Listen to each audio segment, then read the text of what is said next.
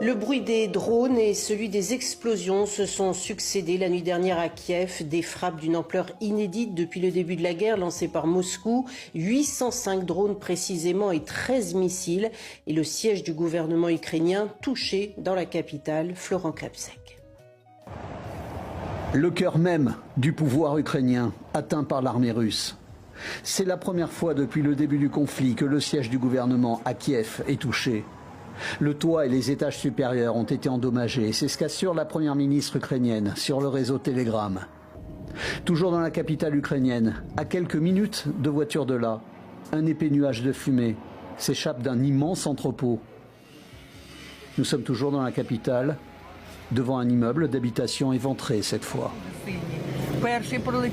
Les Russes ont envoyé des drones, puis des missiles. C'est malheureusement devenu une routine pour nous. Je dormais quand les explosions ont commencé à 3 h du matin. Au début, il n'y avait pas beaucoup de monde dans l'abri, mais quand les explosions ont commencé, nos voisins se sont précipités dedans. Sur place, au milieu des débris, le maire de la ville constate les dégâts.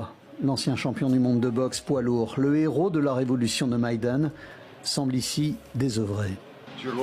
Oui, encore une attaque. Les deux quartiers de Darnitsky et Sviatoshinsky ont été les plus touchés.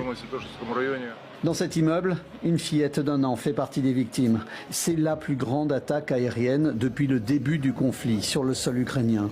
L'armée de l'air ukrainienne affirme avoir neutralisé ces dernières 24 heures 747 drones et 4 missiles.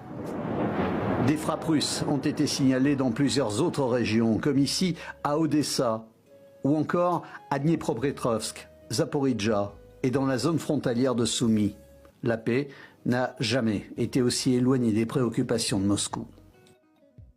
Ce matin, donc, on vient de le voir, des flammes et des volutes de fumée s'élevaient du siège du gouvernement. Une attaque ennemie touchant le cœur même du pouvoir ukrainien. C'est du jamais vu, comme nous le confirme Maureen Mercier, notre correspondante sur place.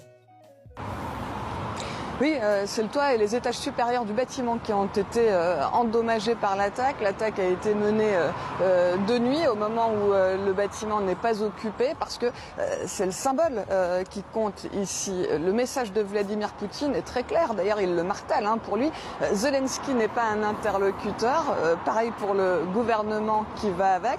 Ce que veut la Russie, c'est mettre ici au pouvoir en Ukraine un pouvoir qui travaille pour les intérêts russes. 810 drones kamikazes et 13 missiles. La nuit, oui, a été très pénible pour les habitants ici.